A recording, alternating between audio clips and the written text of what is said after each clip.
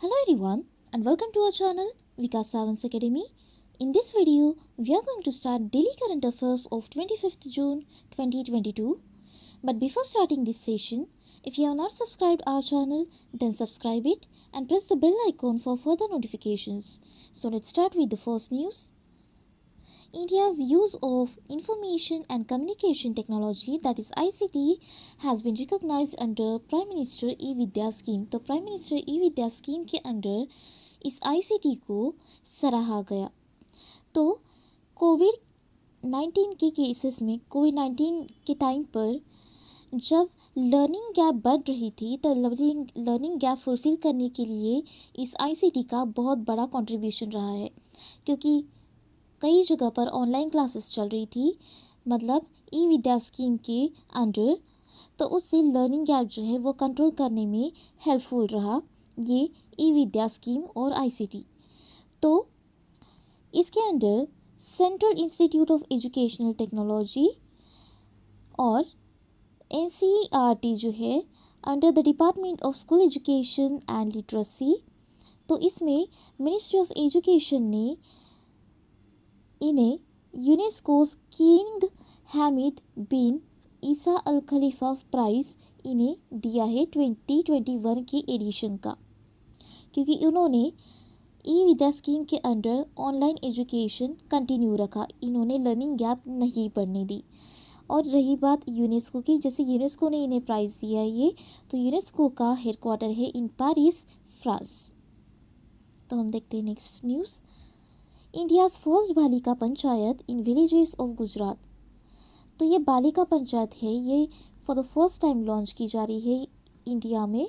तो ये 5 विलेजेस में, मतलब गुजरात के 5 विलेजेस में ये इम्प्लीमेंट किए जा रहे। तो ये जो बालिका पंचायत है ये लॉन्च किया है women and child development welfare department ने, और इसको बेटी बचाओ बेटी पढ़ाओ कैंपेन के अंडर लॉन्च किया गया। सो इससे क्या होगा कि सोशल और पॉलिटिकल डेवलपमेंट होगा गर्ल्स का, और इंश्योर किया जाएगा कि their active participation in politics, मतलब पॉलिटिक्स में भी उनका एक्टिव पार्टिसिपेशन रहे, इसके बारे में ये इंश्योर करेंगे। तो इसे 5 विलेजेस में लॉन्च किया गया। तो इस कुछ डिस्ट्रिक्ट जो है गुजरात में, इस कुछ डिस्ट्रिक्ट के 5 विलेजेस में इसे लॉन्च किया गया, जैसे कि Kunariya, Maska, Mategua and Wadsar villages of Kutch district. Then Gujarat के चीफ मिनिस्टर है मिस्टर भूपेंद्र पटेल और गवर्नर है Acharya Devvrat. Then Sri Lanka revises minimum age for migrant domestic workers. जो माइग्रेंट वर्कर्स रहते हैं, जो यहाँ से वहाँ भटकते रहते हैं काम के लिए, उनके लिए मिनिमम एज क्राइटेरिया डिफाइन किया है श्रीलंकन गवर्नमेंट ने। तो ये मिनिमम एज लिमिट है for women living for foreign employment. अगर कोई लेडी फॉरेन एम्प्लॉयमेंट के लिए जाती है तो डोमेस्टिक एड के लिए मतलब उसकी एज रहेगी, मतलब मिनिमम एज क्राइटेरिया रहेगा 21 ईयर्स ऑफ एज। और सऊदी अरेबिया में ये मिनिमम एज क्राइटेरिया रहेगा 25। तो श्रीलंका में 21 एंड सऊदी अरेबिया में 25। देन जो अदर कंट्रीज़ है मिडिल ईस्ट में, इसमें क्राइटेरिया रहेगा 23 years of age. Then minimum age limit जो है वो अनाउंस की गई है 21 for the rest of the Middle East countries other than Saudi Arabia. तो श्रीलंका की जो लेजिस्लेटिव कैपिटल है वो है श्री जयवर्धनकोटे, और जो एडमिनिस्ट्रेटिव कैपिटल है वो है कोलंबो। ये दोनों कैपिटल्स है श्रीलंका की, लेकिन लेजिस्लेटिव कैपिटल है श्री जयवर्धनकोटे और एडमिनिस्ट्रेटिव कैपिटल है कोलंबो। देन श्रीलंका के प्रेसिडेंट हैं गोटाबाया राजपक्सा, और जो करेंसी है श्रीलंका की वो है श्रीलंकन रुपी। और जो प्राइम मिनिस्टर है, newly appointed prime minister of Sri Lanka, वो है रानिल विक्रमसिंघे। तो prime ministers award for outstanding contribution for promotion of yoga announced. तो योगा को प्रमोट करने के लिए जिनका भी बहुत ज़्यादा कंट्रीब्यूशन रहा है उनको एक अवार्ड दिया गया। तो जैसे कि इंटरनेशनल योगा डे 21 जून को सेलिब्रेट किया जाता है by the Ayush ministry. Okay, तो इसमें 2 ऑर्गेनाइजेशंस और 2 इंडिविजुअल्स को ये अवार्ड दिया गया। तो 2 इंडिविजुअल्स में से है भिक्यू सगासेन फ्रॉम लद्दाख और मर्क्यूस विनीसियस रोजो रॉड्रिक्स फ्रॉम ब्राज़ील। तो ये 2 इंडिविजुअल्स है और ऑर्गेनाइजेशंस में से है द डिवाइन लाइफ सोसाइटी जो कि उत्तराखंड की है और the British will of yoga जो कि यूनाइटेड किंगडम की ऑर्गेनाइजेशन है। तो ऐसी 2 ऑर्गेनाइजेशन को ये अवार्ड दिया गया। इसी के साथ इन्हें 25 लाख का कैश प्राइज, ट्रॉफी और सर्टिफिकेट भी दिया गया।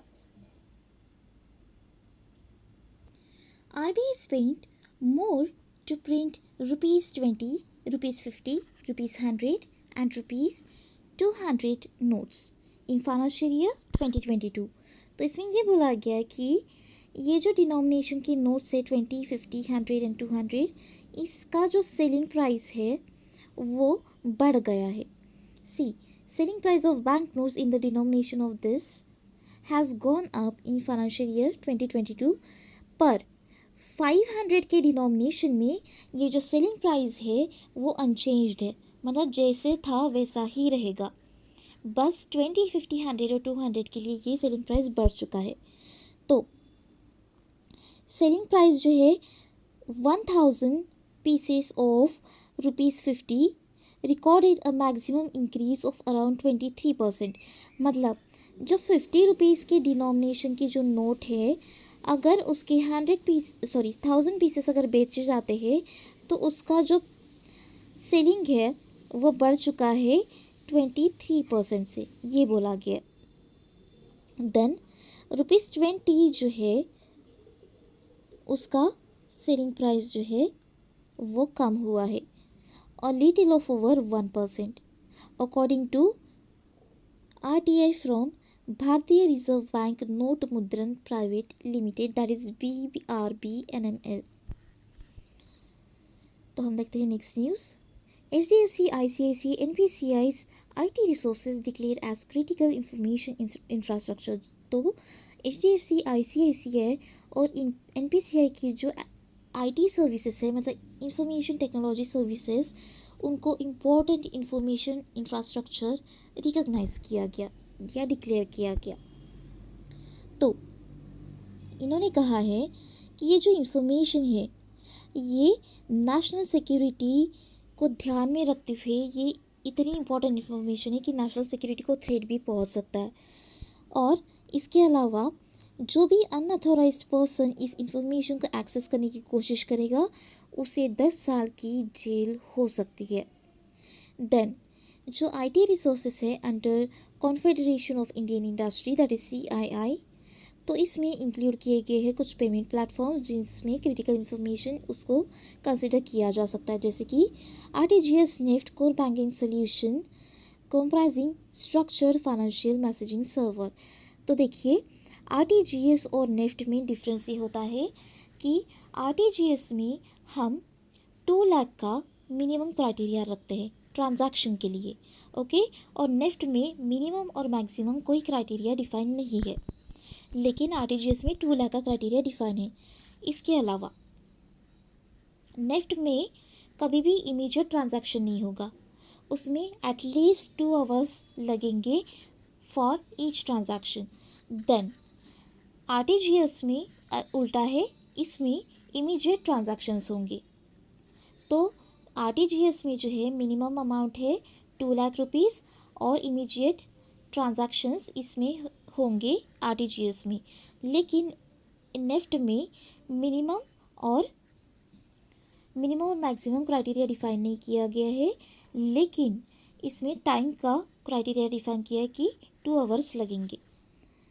और कोर बैंकिंग सोल्यूशन का मतलब होता है जैसे अलग अलग बैंक ब्रांचेस है, लेकिन एक ही बैंक की बैंक ब्रांचेस है, जैसे कि SBI है, SBI की कई सारे बैंक ब्रांचेस है। तो मैंने अगर किसी A सिटी में बैंक अकाउंट ओपन किया तो मैं B सिटी में जाके भी उस अकाउंट को उस SBI की ब्रांच से, मतलब B सिटी के ब्रांच से मैं एक्सेस कर सकती हूँ।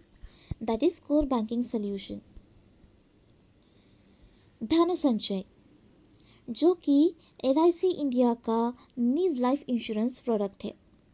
तो धन संचय में सिर्फ सेविंग ही नहीं बल्कि सेविंग के साथ साथ प्रोटेक्शन भी अवेलेबल कराया जाएगा, जो कि non linked non participating individual saving life insurance plan है। तो धन संचय में होगा ये कि अगर पॉलिसी टर्म के बीच अगर किसी पर्सन की डेथ हो जाती है तो उसकी फैमिली को फाइनेंशियल सपोर्ट प्रोवाइड किया जाएगा। इसके अलावा यहाँ पर बोला गया है 2 ऑल्टरनेटिव्स जो रहेंगे वो require a minimum sum assured of ₹3,30,000। Then third option के लिए रहेगा 2,50,000 और फोर्थ ऑप्शन के लिए रहेगा मिनिमम सम अश्योर्ड 22 लाख ना 22 लाख। और रही बात LIC की, तो LIC का हेडक्वार्टर है मुंबई में। India's funds in Swiss banks jumps over ₹30 lakh crore in 2021।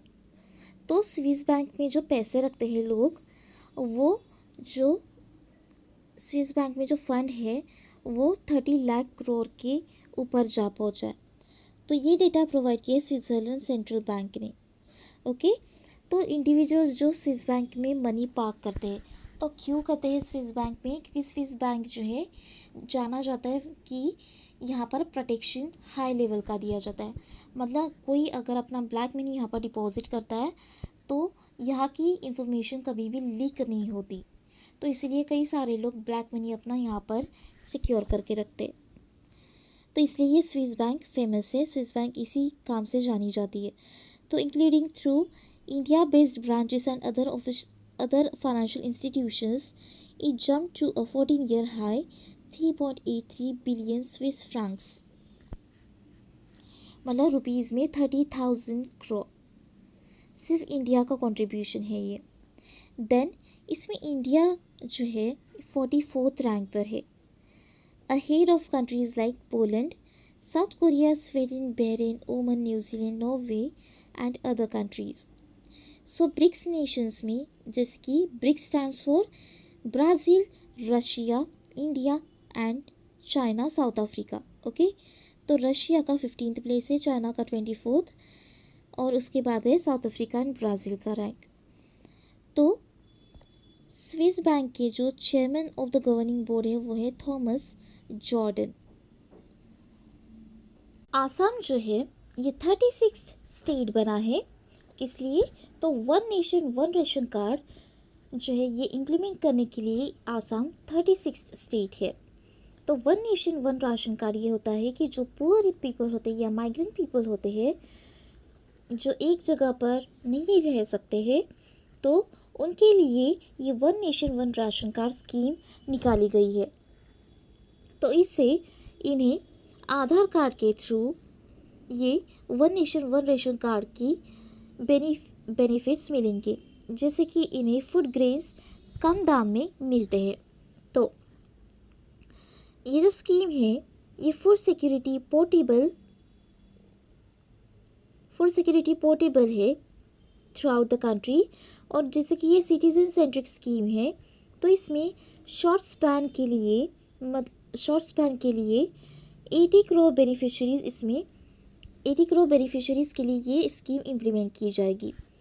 तो आफ्टर बीइंग इनिशिएटेड इन अगस्त 2019, मतलब 2019 में ये one nation one ration card scheme implement की गई, मतलब या लॉन्च की गई।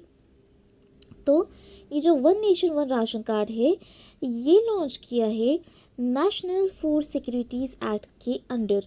तो ये 2 क्वेश्चंस आपको पूछे जा सकते हैं स्टैटिक जीके में कि one nation one ration card जो स्कीम है ये किस एक्ट के अंडर लॉन्च की गई है और कब लॉन्च की गई है। तो लॉन्च की गई इन 2019 और ये नेशनल फूड सिक्योरिटीज़ एक्ट के अंडर लॉन्च की गई है। रही बात आसाम की, तो इसकी कैपिटल है Dispur.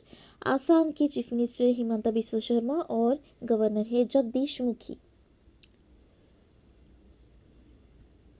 Tamil Nadu becomes the largest state in terms of outstanding microfinance loan। Microfinance loan में ये तमिलनाडु लार्जेस्ट स्टेट है, मतलब बहुत सारी जो माइक्रोफाइनेंस इंडस्ट्रीज़ है, माइक्रो फाइनेंस लोन जिस इंडस्ट्रीज़ ने लिया है, ऐसी बहुत सारी इंडस्ट्रीज़ है, इसलिए इसको बोला गया है लार्जर स्टेट। तो इसमें तमिलनाडु के बाद बिहार देन वेस्ट बंगाल का रैंक है। तो इसमें क्या होगा, जो आउटस्टैंडिंग माइक्रो फाइनेंस लोन का पोर्टफोलियो है ये तमिलनाडु का सबसे ज़्यादा रहा है। तो इसमें जैसे कि ये रिपोर्ट पब्लिश की है bye micro finance institutions network ने, ये भी क्वेश्चन पूछा जा सकता है। तो इसमें तमिलनाडु का जो आउटस्टैंडिंग माइक्रो फाइनेंस लोन है वो है अराउंड 36,000 करोड़। देन बिहार का है अराउंड 35,900 करोड़ और बिहार का है अराउंड 34,000 करोड़। अगर हम बैंक की बात करें तो माइक्रो फाइनेंस लोन में सबसे ज़्यादा है आउटस्टैंडिंग लोन बंधन बैंक का। तो बंधन बैंक का है इसमें 97,000 करोड़। तो अगर बैंक्स की बात की जाए तो बंधन बैंक टॉप रैंक पर है, और अगर स्टेट की बात की जाए तो तमिलनाडु टॉप रैंक पर है। तमिलनाडु की कैपिटल है चेन्नई, इसके चीफ मिनिस्टर है एम.के. स्टालिन और गवर्नर है आर.एन. रवि। तो ये थे आज के हमारे 25 जून 2022 के current affairs. So that's all for today. Thank you.